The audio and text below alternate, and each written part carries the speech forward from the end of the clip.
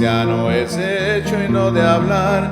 Está con Cristo a diario y donde quiera con Él va. Si no fuera que comes, cuando te pondrías a orar? Dices eres cristiano de verdad.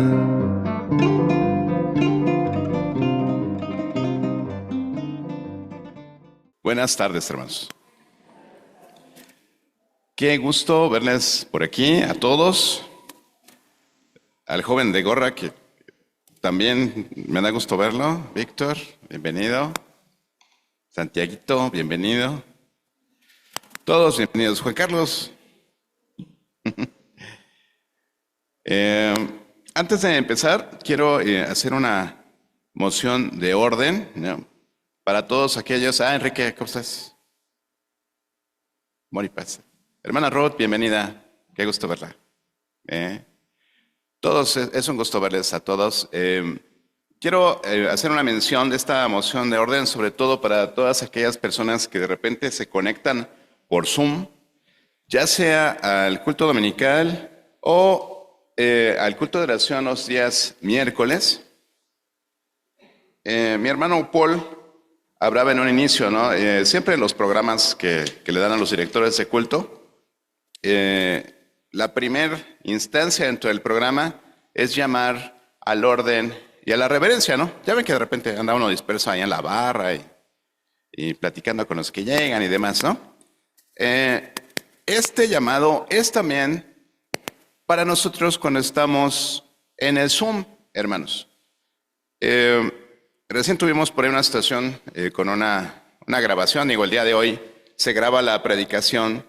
Principalmente, hermanos, digo, no es para hacernos famosos a nadie, ni a siervo fiel ni a nadie, sino es básicamente para tener en nuestro canal de YouTube las predicaciones y que las maestras y maestros que están dando clases durante el culto o cuidando de nuestros niños puedan tener acceso a la predicación también, porque ellos sacrifican es un privilegio, hermanos, estar de este lado, teniendo la enseñanza de la palabra de Dios, y ellos se pierden eso por estar cuidando y atendiendo a nuestros hijos, y a nuestros jóvenes, a nuestros niños. Entonces, ese llamado al orden y a la reverencia también es para todos aquellos que están en Zoom. No sé quiénes están en Zoom ahorita, pero, hermanos, si ustedes se van a conectar por vía Zoom, deberían guardar exactamente el mismo orden y la misma reverencia que tienen cuando están aquí presencial. Porque, de verdad, yo no lo he visto, no, a veces tienen abierta su cámara y andan de aquí para allá y lavan un traste y barren por acá, caminan por allá, hablan entre ustedes, traen un relajo ahí en su casa o en donde están. Y eso no es reverencia, eso no es orden. Entonces, si de verdad usted no tiene esa actitud, ese tiempo para poder estar concentrado en lo que es ese tiempo que usted va a rendir culto al Señor, no se conecte, no se conecte. ¿Sí? Yo le pido, por favor, que si va a tener ese tiempo, si va a dedicar ese tiempo, lo dedique realmente, como si estuviera presencial. Sí, es una moción de orden que les tenía. Otro recordatorio que les quiero hacer es que este es un lugar público, hermanos. Cuando estamos en un culto, como ahorita, es un lugar público. Entonces, si llegan personas extrañas, ajenas a los que usted conoce regularmente, tienen acceso a la iglesia, hermanos. Entonces, usted tiene que tener cuidado con sus niños, principalmente, con sus objetos de valor también, porque digo, no voy a poner un letrero ahí que no nos hacemos responsables de los objetos ni de los daños a los autos, ¿no? Pero es obvio, o sea, si nosotros somos una embajada, pues va a llegar cualquier persona a preguntar informes por las visas para el reino de los cielos. ¿Amén? Entonces, si están haciendo fila y esperando su misa, pues obviamente podrán sentarse, usar el baño, etcétera. Entonces, es más, todos somos responsables de acercarnos con una persona que no conocemos y decir, bueno, digo, gracias a Dios que Juan Carlos ya tiene 4 o 5 por lo menos actividades en las que se presenta y bueno, es un hermano de fe, hemos podido platicar con él. Pero si usted ve a alguien que no conoce, incluso tiene usted la tarea de acercarse y decirle, oye hermano, no te conozco, ¿no? Y darle la bienvenida. Usted desde casa, si usted ya Juan Carlos hasta podría darle la bienvenida a algunos de ustedes que no habían venido, ¿no? Entonces, Esas mociones de orden, hermanos, para que las tengan en cuenta y tengamos cuidado, ¿ok? Tengamos cuidado. Aquí nos ha llegado de todo, hermanos, de todo. Entonces, pues tengamos cuidado con eso, ¿sí? Bueno, ese es el paréntesis que quería hacerles y pues vamos a empezar con el mensaje de hoy.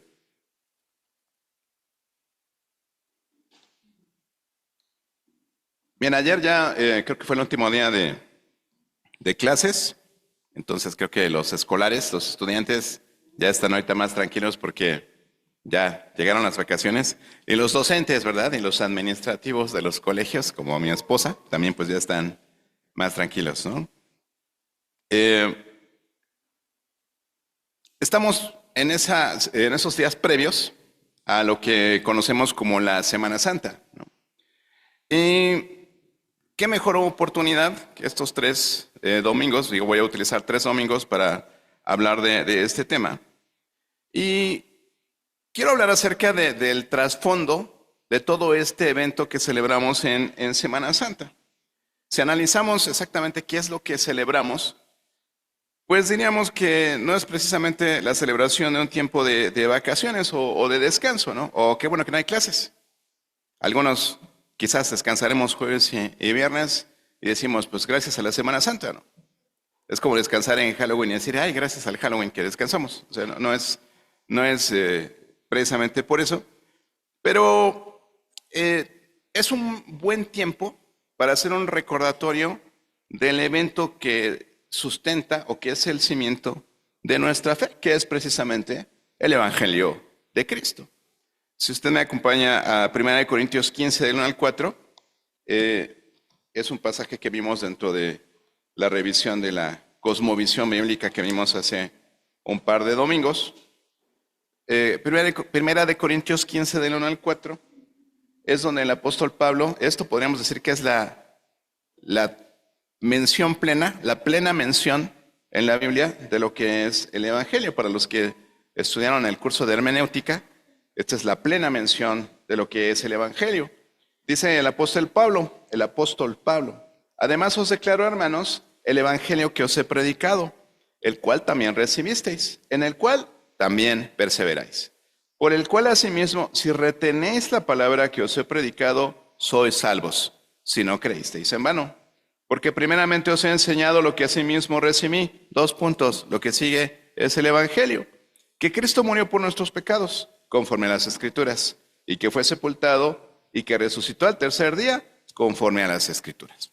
Esto es el Evangelio, hermanos. Nosotros creemos en esto y la Biblia dice que si creemos en Jesús, ¿qué de Jesús? Esto de Jesús, ¿no? Dice 1 Juan 5:13 que si creemos en el nombre del Hijo de Dios, sabemos que tenemos vida eterna. ¿Qué? Esto, Pablo nos está diciendo. Esto que ya les prediqué, esto en lo que recibieron, esto en lo que si perseveran, son salvos, ¿no? Si retienen esta palabra. Entonces, eso es precisamente lo que celebramos en estos días. Al igual que la Navidad, hermanos, para decir, no, pero sucedió exactamente en abril, en marzo, en diciembre. Hermanos, sucedió un día y por convención lo hacemos, ¿no? Digo, yo no sé si usted nació el 1 de abril o el día que haya nacido, ¿no? Sin embargo, lo felicito el día de su cumpleaños. Hay un documento, ¿verdad?, que dice que usted nació ese día. Y bueno, con los movimientos que ha tenido el calendario romano, que es el que originalmente nos rige, pues la fecha realmente no es un aniversario como tal, ¿no? Por convención, si usted quiere si usted pone una propuesta y dice, oiga, pastor, ¿por qué no lo celebramos en junio que cae mi cumpleaños? Ah, pues bueno, presentamos la propuesta y igual lo hacemos, ¿no? Pero por convención lo hacemos así, ¿no? Por una convención social. Además que normalmente estas fechas son utilizadas por los cristianos, esos cristianos que quieren cumplir la gran comisión. Estas fechas normalmente se utilizan para hacer actividades evangelísticas. Y justo como está el nombre de Cristo en todas partes, ¿sí? En todas partes hacen en Vía Cruz y se hacen representaciones de esto. Decimos, ok, es un buen momento donde hay sensibilidad, donde hay conocimiento. Y es, Cristo un día pasó por eso. ¿Okay? Y entonces buscamos sensibilizar a las personas que no conocen el Evangelio precisamente del sentido que tiene esa historia del Evangelio. Pero si nos ponemos a pensar, bueno, ¿cuál es el trasfondo de todo esto que tiene que ver con el Evangelio, la venida de Cristo, ¿verdad?, a padecer en estos días? Creo que es muy oportuno hablar del trasfondo. Y el trasfondo de todo esto, hermanos, es el amor de Dios. Es el amor de Dios para con su creación, en especial para su obra maestra, que se llama el ser humano, y que fue hecho a imagen y semejanza de Dios. Entonces quiero utilizar estas 3 semanas para hablar acerca del amor en 3 contextos distintos. El día de hoy quiero hablar acerca del amor de Dios. Quiero hablar acerca del amor, pero del amor en acción, hermanos. El amor en acción. Ese amor que simplemente no es amor si no se demuestra. El amor tiene que estar respaldado por algo. En algún momento tuvimos la predicación del amor muy profunda, ¿no? Y decíamos, el amor no es un sentimiento, es una decisión, es una acción. Y cuando hablamos acerca del antónimo de amar, decíamos, bueno, pues debe ser odiar, ¿no? Pero no, desciframos en ese entonces que si amar tiene que ver con dar, porque decíamos, yo puedo decir, pues te doy esto sin amarte, ¿no? Darte algo, bendecirte. Pero al revés, no. O sea, yo no puedo decir te amo y no tener ninguna acción para contigo, ¿no? O sea, amar es dar. Entonces, si amar es dar, y Dios nos pone el ejemplo en Juan 3:16, donde dice que de tal manera amó Dios al mundo que dio a su Hijo, ¿no? Entonces yo te amo, pero no te doy ni los buenos días, ¿no? O sea, te puedo decir te amo, pero como decimos aquí en México, de dientes para afuera, ¿no? Sí, te amo. Y ya, no pasa nada más. Pero el amor de Dios no es así. El amor de Dios es dar, nos muestra que es dar. Entonces realmente el antónimo de amar es el egoísmo. Es el egoísmo, es no dar. O sea, no te doy nada, no te comparto nada. Y por eso vamos a hablar acerca del amor. El amor, hermanos, lo es todo. Desde el contexto bíblico, el amor lo es todo, define todo. El amor es el motor que llevó a Dios a crear este universo. El amor de Dios es ese motor, ¿verdad?, que llevó a crear el ser humano. Pero en la imperfección del ser humano, Dios ideó este hermoso plan que en amor el hombre pudiera reconciliarse con Dios. Entonces, todo tiene que ver con el amor, ¿no? Y como cada domingo se nos presenta una nueva palabra, ¿no? Una nueva palabra para aprender, y el día de hoy, pues, no es la excepción. Aunque seguramente ya la hemos usado antes, hoy quiero que podamos meditar un poquito en la palabra dominguera de este domingo, ¿no? Que va a ser reciprocidad. Reciprocidad.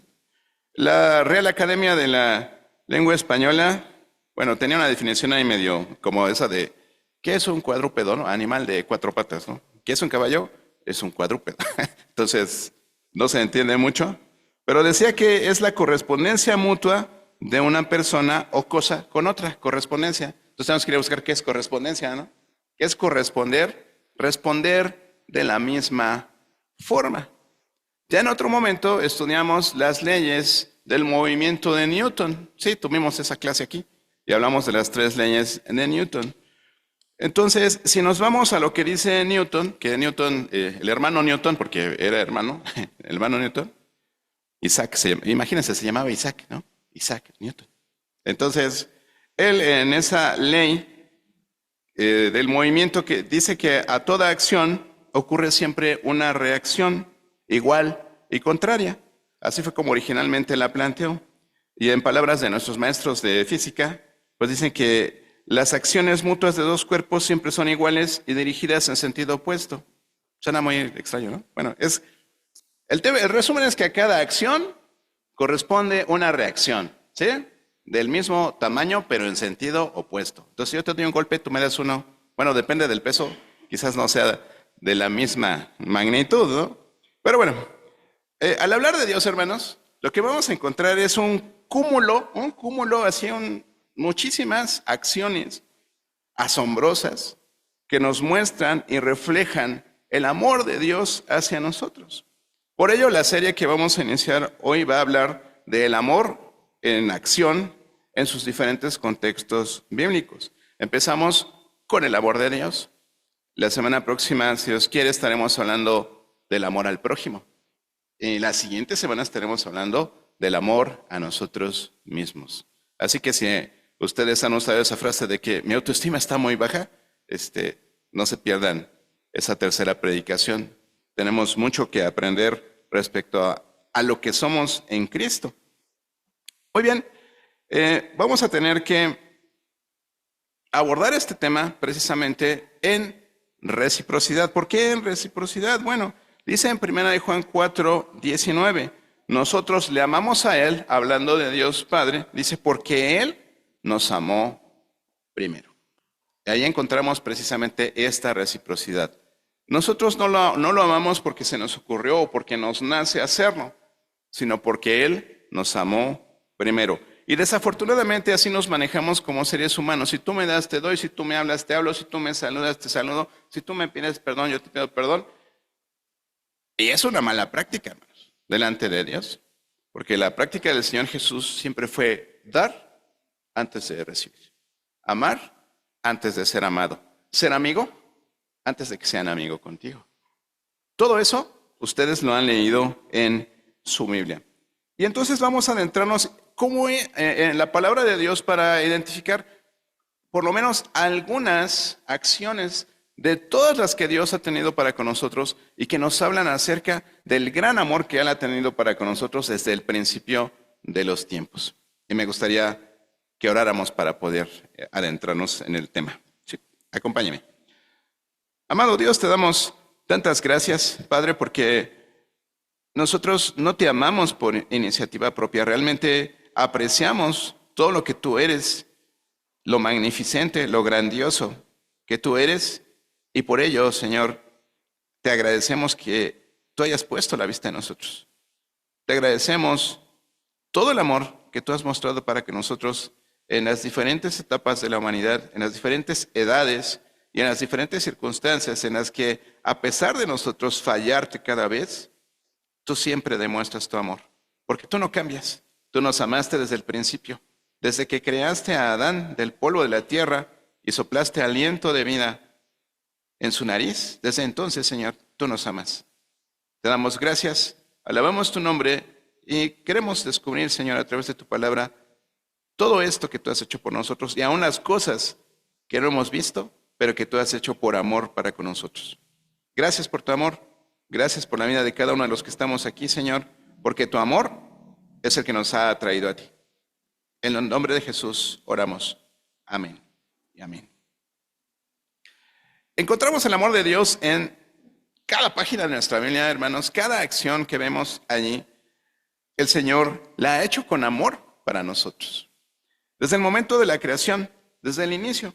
¿Qué es lo que muestra la Biblia al crear el Señor el mundo? Pues lo hace como un acto de amor. ¿Por qué? Porque es el lugar en donde va a poner al hombre. O sea, al final de la creación, una vez creados, separados el cielo de las aguas, seca la tierra, puestas las plantas, puestos los animales, las aves, los peces y todo, funcionando perfecto, ¿quién llega? El ser humano. El ser humano como la cereza del pastel. Y es lo que dice él ahí en Génesis 1:31 cuando dice, y aquí que todo era bueno en gran manera. ¿Bueno para quién? Para el hombre. Dios no se iba a beneficiar de lo que estaba ahí en el universo que había creado, de la tierra, no. El beneficiario directo era el hombre. Es una expresión magnífica de lo que es el amor divino, otorgándole al ser humano esa posición particularmente especial en su creación. Te digo algo, hoy, de verdad, deja de meterte en el reino animal. Sí, porque tú te clasificas dentro del reino animal, ¿no? Dices, no, es que somos animales también, somos mamíferos, de hecho. Somos vivíparos. ¿Se imaginan, no? Si fuéramos otra cosa. Sí, pudiste haber nacido de un huevo, pero no. Dios te creó de manera diferente. Entonces, de verdad, yo me excluiría de ahí porque somos cosa aparte, hermanos. Che. ¿Ya?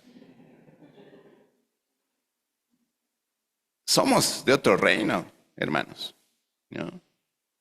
Somos la cereza del pastel de la creación de Dios. Fuimos creados en otro día. Fuimos creados para un propósito totalmente diferente, para la alabanza de su gracia, para la excelencia de su gloria. Hermanos, señores biólogos, perdón, yo sé, ¿no? Tenemos que dar las clases, tenemos que entender el mundo, tenemos que entender el universo. Pero los seres humanos nos cosemos aparte. Sí. El Señor nos muestra su amor también a través de la protección y guía constante que Él refleja para con su pueblo, primeramente pueblo de Israel, y después para con nosotros, hermanos. Si usted lee en el Salmo 91:4, cuando dice, con tus plumas te cubrirá y debajo de tus alas estarás seguro. Si usted lee el Salmo 32:8, si usted lee en general los salmos, ve tantas expresiones de amor para con el hombre, ¿no? En el sentido de la protección, la guía, el cuidado, el consuelo, ¿no? Si lee el Salmo 23 y usted identifica a ese pastor, ¿no? Que es Dios, dice, ok, me guiará por sendas, ¿no? Por caminos de reposo, me llevará a pastos verdes, donde hay agua corriente, tantas cosas hermosas, ¿no? Habla de ponernos un banquete mientras vemos ahí a nuestros enemigos haciendo de las suyas, ¿no? Nuestros adversarios. Dígame, ¿cuándo vio usted a los changos, o a las jirafas, o a las cebras ponerles Dios un banquete así? No. Curiosamente, de repente tengo ahí unas lecturas extrañas que digo, ¿cómo me puse a leer esto? ¿No? De ciertos creyentes que siguen pensando en la evolución del hombre, ¿no? El Cristianópolis, o como le quieran llamar, o esas historias, ¿verdad?, que en antropología todavía se siguen viendo y que algunos creemos que tienen que ver con lo que dice la Biblia, pero yo no encuentro eso allí, ¿no? Otro momento en que el amor de Dios es evidente, así muy marcado en la Biblia, hermanos, es el pacto que Dios hace con Abraham. Porque de ahí deriva precisamente todo lo que nosotros nos toca vivir ahora y creer en fe. Dios hace un pacto con Abraham en Génesis 17 y le promete que Él va a ser su Dios y que va a ser el Dios de su descendencia para siempre. Y es una prueba de amor fiel y duradero de Dios para con Abraham, comprometiéndose a bendecir no solamente a Abraham, sino a todos sus descendientes. Y Abraham, ¿y cuáles descendientes si no puedo tener hijos, Señor? Bueno, pues, ok, te voy a dar un hijo, ¿no? Y vas a tener una descendencia incontable, como la arena del mar, como las estrellas del cielo. Y por allá una esposa, Sara, se rió, ¿no? Dijo, jiji. Y en días pasados hablaba con alguien, ¿no?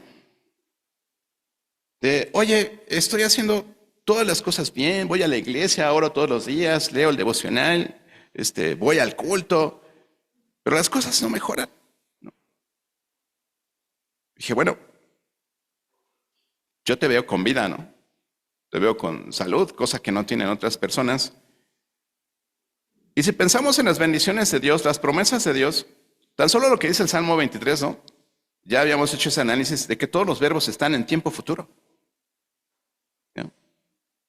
El Señor es mi pastor y nada me faltará.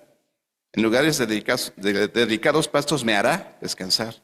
Junto a aguas de reposo me pastoreará, ¿no?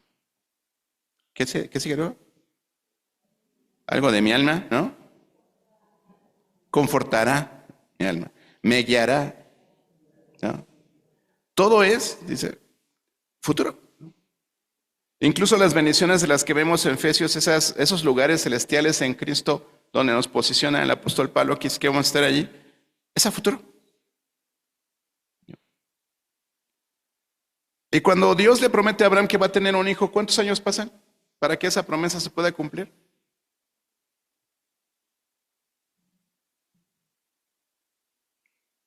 Si es pregunta. ¿No? ¿15? 15 años, ¿ok?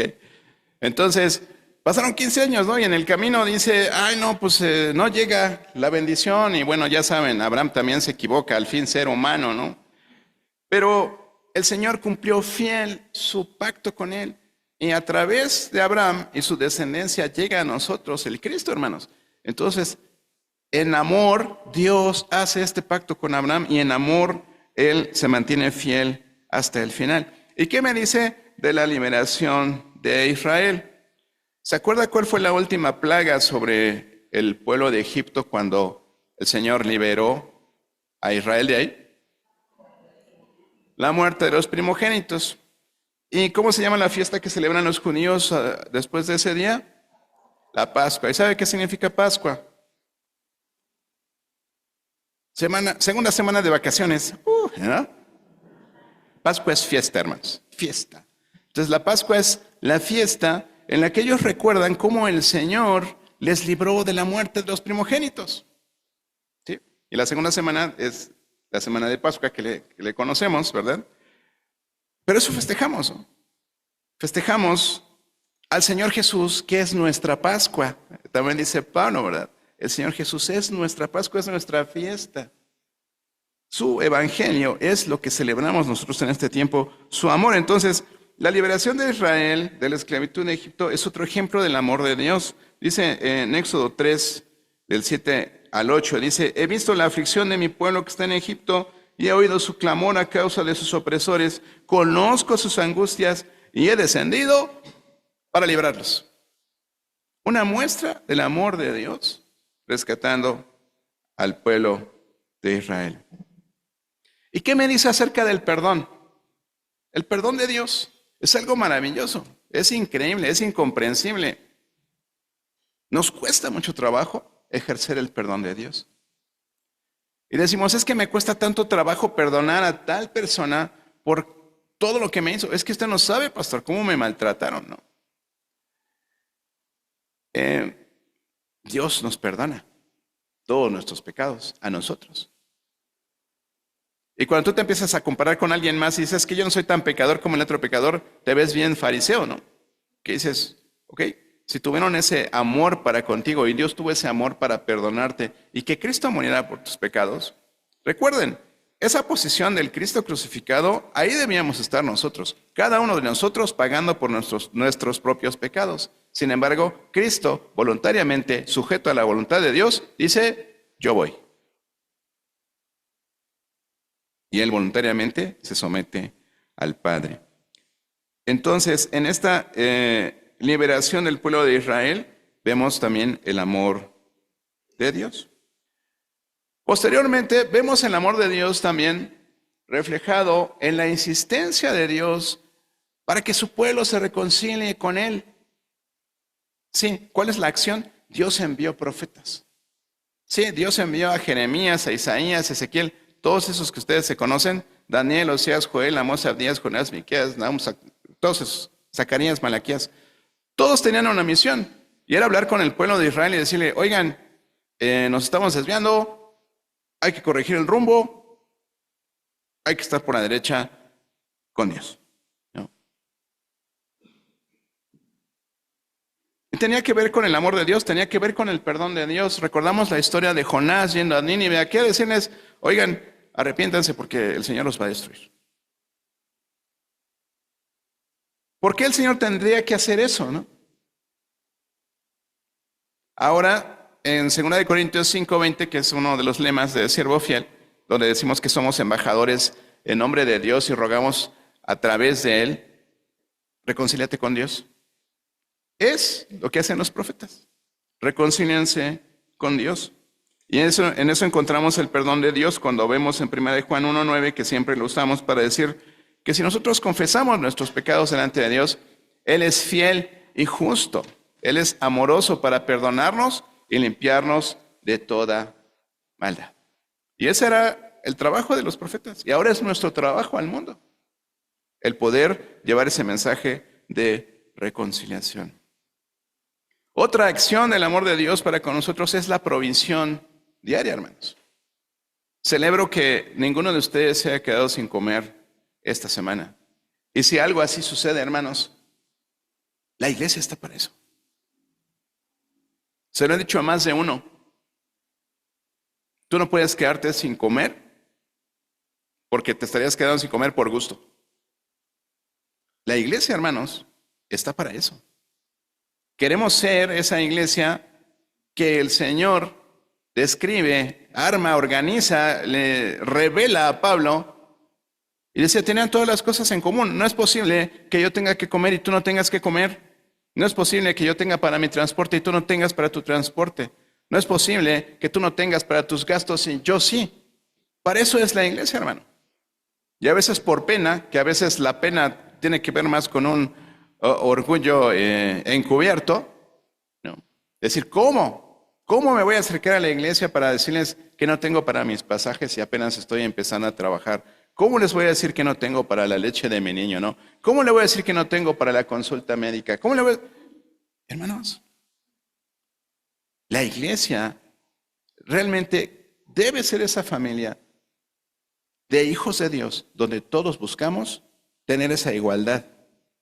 Que el mundo tanto publica, tanto anima, pero que siempre han fracasado, porque siempre hay intereses de por medio. Ese reino al que nosotros pertenecemos es donde realmente todos tenemos las cosas en común. ¿Me puedo llevar su carro para mis vacaciones, pastor? Al rato hablamos, ¿no? Pero es así, hermanos. Hermanos, lo hemos hecho. Sí, lo hemos hecho. Pero nos da pena. No nos sentimos realmente parte de un cuerpo, como lo menciona el Señor. Mateo 6:26 dice, mirad las aves del cielo que no siembran, ni ciegan, ni recogen en graneros, y vuestro Padre Celestial las alimenta. ¿No valéis mucho más que ellas, que estas aves? Dios se preocupa por cada detalle en la vida de sus hijos, hermanos. Habla de los cabellos de nuestra cabeza, que Él sabe cuántos son, ¿no? Él sabe todo. Él sabe todo. Y también sabe que tienes un orgullo oculto y una pena que te llevan a no buscar ayuda en tu iglesia. Hermano, somos tus hermanos. ¿Somos hermanos? Ok, entonces seamos hermanos de veras, ¿no? No nada más con ese amor que decimos, te amo, pero nunca me preocupo por ti. Luego ni sé cómo te llamas. No sé qué haces de tu vida, ¿no? Tenemos que buscar esa integración en nosotros. ¿Qué me dice de las promesas de Jesús para con nosotros? Eso también es una acción del amor de Dios para con nosotros. En el Nuevo Testamento abundan referencias sobre el amor de Dios a través de Jesús. Jesús vino a revelarnos al Padre. Todas las acciones de Jesús estaban basadas 100% en el amor. Dicen los evangelios que veía a las multitudes como ovejas sin pastor y sentía compasión de ellas. ¿Qué es el compasión sino el amor haciéndote crujir tus entrañas de decir, siento compasión? Ese es el amor que te motiva a sentir eso, a sentir compasión. Y es el amor que movía al Señor Jesús. Y es lo que dice en Romanos 5:8. Mas Dios muestra su amor para con nosotros en que siendo aún pecadores, Cristo murió por nosotros. Y el sacrificio de Jesús es la máxima manifestación del amor de Dios para con nosotros. ¿Ya se van sintiendo amados o todavía no? Son demasiadas acciones en la palabra, hermanos. El Espíritu Santo en sí mismo es otra manifestación del amor de Dios para con nosotros. Todos los apóstoles, los discípulos se quedaron tristes cuando el Señor Jesús ascendió. Pero Él les dijo que iba a enviar al Consolador. Les dijo, ¿por qué? ¿Y por qué llamarlo Consolador? Porque se quedaron tristes, hermanos. Tristes, decepcionados, sin su líder. Imagínense todos aquellos que realmente dejaron todo por seguir a Jesús y de repente lo ven ahí crucificado y dicen, ¿y ahora qué sigue? ¿Qué sigue? Y entonces el Señor ya les había dicho, les voy a enviar al Consolador, ¿no? Les voy a enviar al Consolador. Es una muestra del amor de Dios y no es una muestra nada más de, ahí está la muestra, ¿no? Como cuando te dan tus muestras ahí en la plaza comercial o en la calle, que dicen, te doy una muestra de champú o una pruebita de esto o del otro.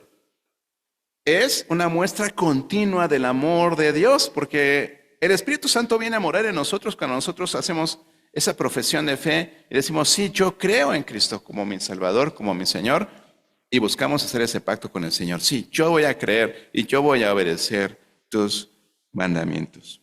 Juan 14:26 dice, más el Consolador, el Espíritu Santo, a quien el Padre enviará en mi nombre, Él os enseñará todas las cosas y os recordará todo lo que yo os he dicho.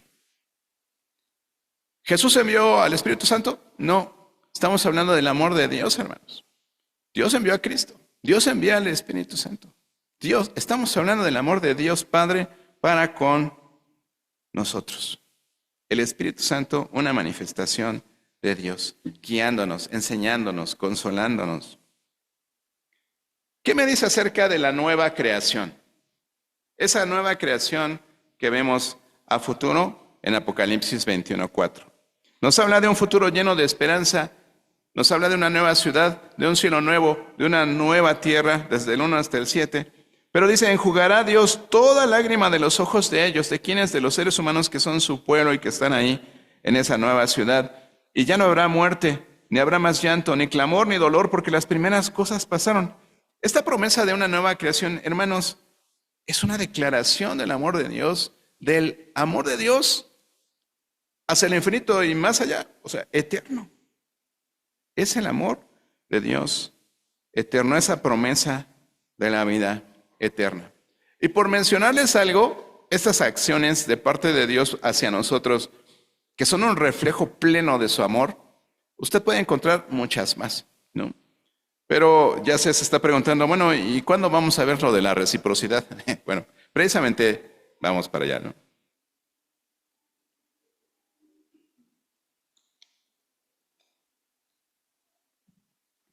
Me saqué otra palabra de la manga, ¿no? Pero así la escribí, ¿no? Pero es que no me encuentro, vamos a decir, puse ante tan apabullante ¿no? Cúmulo de muestras de amor.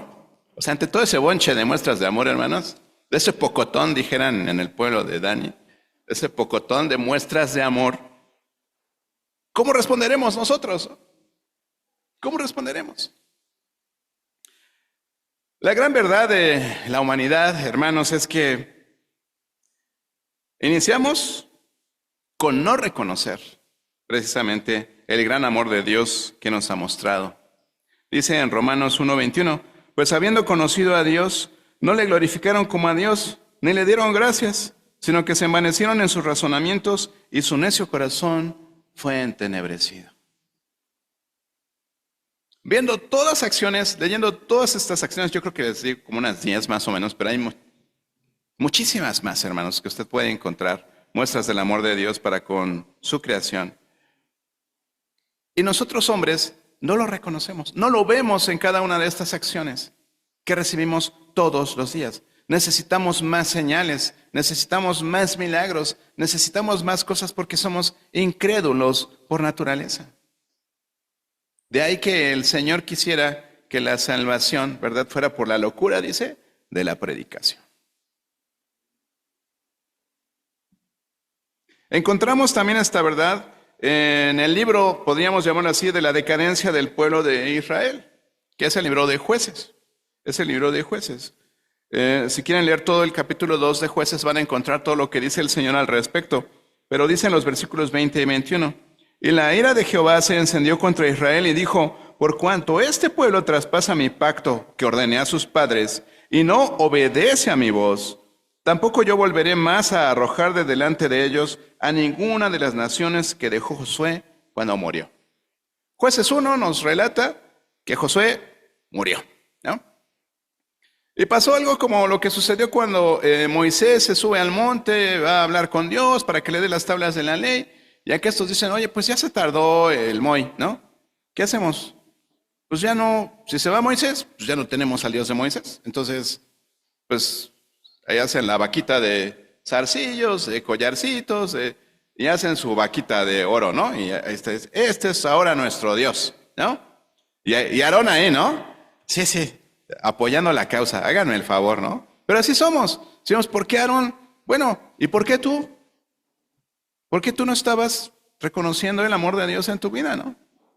Bueno, sí, todos somos Aarones a veces, ¿no? Y aún a veces reconociendo a Dios y teniendo un tiempo cerca del cristianismo nos alejamos y después, por la gracia de Dios, regresamos nuevamente, ¿no?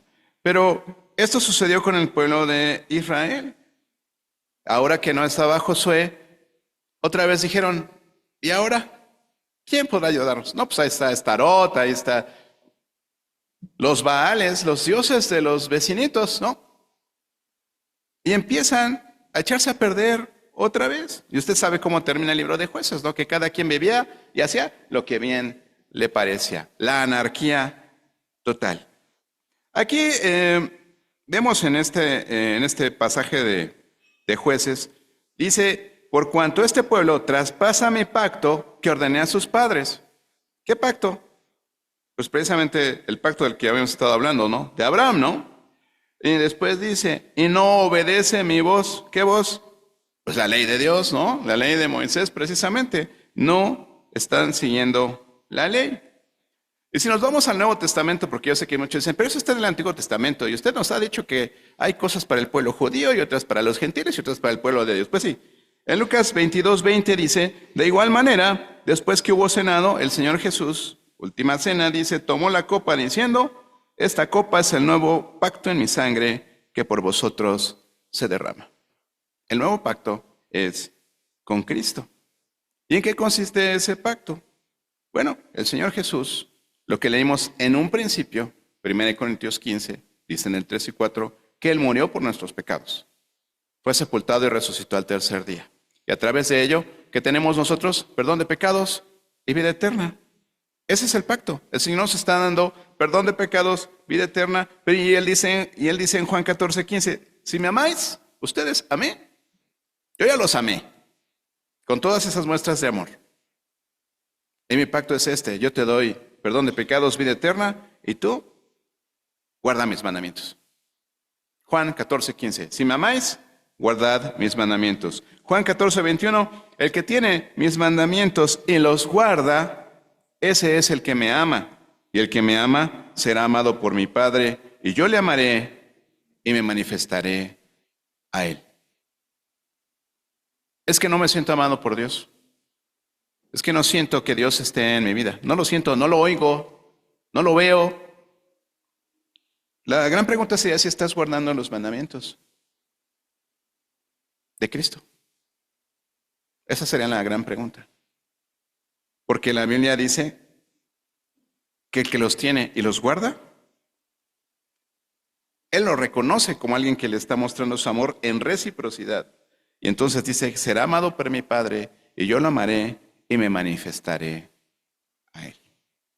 Si tú encuentras que no hay una manifestación clara, plena del amor de Dios en tu vida, yo revisaría qué tan cuidadoso estás siendo de guardar los mandamientos de Dios y amar a Dios como Él nos pide que nosotros le amemos. Y ahí está la reciprocidad. Nosotros amamos a Dios porque Él nos amó primero, hermanos. Con todas estas acciones, con la obra cumbre que nos ocupa en estas semanas, que es la venida de Jesucristo, hacer ese Cristo sufriente que da su vida por la humanidad. Esa muestra de amor máxima, ¿cómo respondemos nosotros? Debemos responder en reciprocidad, hermanos, con un amor semejante, con la misma intensidad, pero en dirección opuesta, en dirección hacia Dios. Eso es lo que Dios demanda de nosotros, que creamos y que obedezcamos. Lo demás lo hace el Espíritu Santo. Si tú te empapas de la palabra de Dios, creces en fe. Si creces en fe, vas a empezar a hacer las obras para las que Dios te apartó. Te va a mostrar ese camino que tú quieres seguir. Tú dices, es que no entiendo cuál es la voluntad de Dios. Ya hemos hablado de la voluntad de Dios. Si estás en la voluntad de Dios, todo lo que tú digas, hagas, pienses, va a estar alineado con lo que Dios quiere hacer en tu vida. Y la conclusión de hoy, pues es muy simple, pero difícil. El Señor Jesús siempre habló de puertas estrechas. Habló de muchos llamados y pocos escogidos.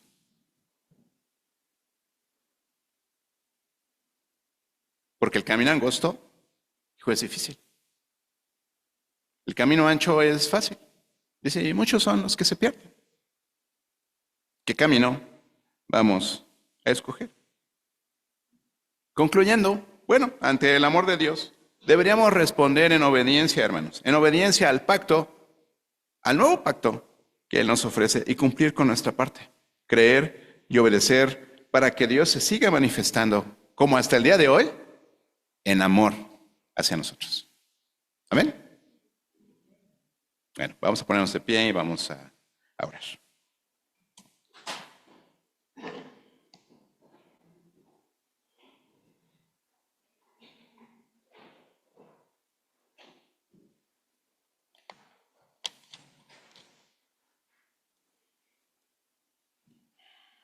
Quiero que cierres tus ojos, que inclines tu rostro y que puedas meditar un momento en todo lo que Dios ha hecho por ti. El simple hecho de que estés aquí parado por tu propio pie, que estés respirando, que hayas tenido algo que desayunar, algo que vestirte, cómo venirte a la iglesia, es algo para agradecer. Son manifestaciones del amor de Dios a tu vida.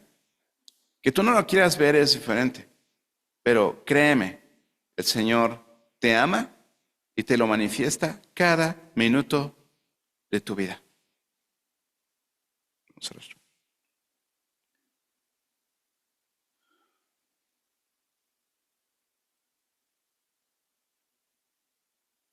Señor Dios, de verdad, quisiéramos poder decirte todos los días, amado Dios. Pero eso implicaría, Señor, que conocemos y guardamos tus mandamientos. En esta hora, Padre Celestial, a nombre de mis hermanos y mío, queremos decirte que deseamos someternos, Padre, a tu voluntad. Queremos someternos a tu autoridad. Sabemos que nuestra naturaleza te rechaza. Sabemos que nuestra naturaleza, Señor, te resiste. Pero te pedimos, Señor, que no nos sueltes. Te pedimos que tú nos sigas haciendo con tu mano poderosa, Señor, y que tengas misericordia de nosotros, porque somos pecadores, Señor. Agradecemos todas y cada una de las manifestaciones de amor que has tenido para con nosotros a través de la historia de la humanidad, Señor. Agradecemos por Jesús, porque gracias a Él tú fuiste revelado a los hombres, Señor. A través de Él conocemos tu perfección, a través de Él conocemos tu carácter, Señor. Gracias, Padre, porque también a través de Él conocemos tu salvación y podemos ser contados en tu familia y decirte, Padre, Señor. Te agradecemos por este tiempo, por el contacto con tu palabra y sobre todo saber cómo a través de todos estos años has tenido tanto cuidado de nosotros. Y gracias por mostrarnos también todas las situaciones en las que a veces no vemos que está tu mano amorosa cuidándonos, guiándonos, protegiéndonos y supliendo nuestras necesidades, Señor. Perdónanos por no ser agradecidos. Perdónanos por no ser obedientes, Señor. Queremos serlo. Ayúdanos a través de tu Santo Espíritu a lograrlo, Padre. En el nombre de Jesús oramos. Amén.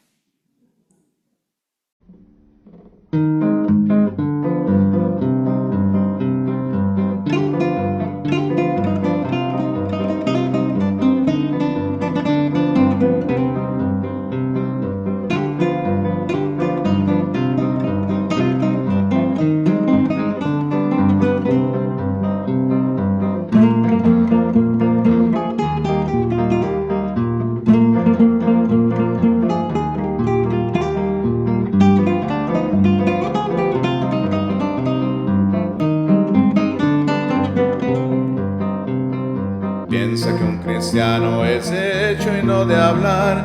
Está con Cristo a diario y donde quiera con Él va. Si no fuera que comes, cuando te pondrías a orar? Dices, eres cristiano de verdad.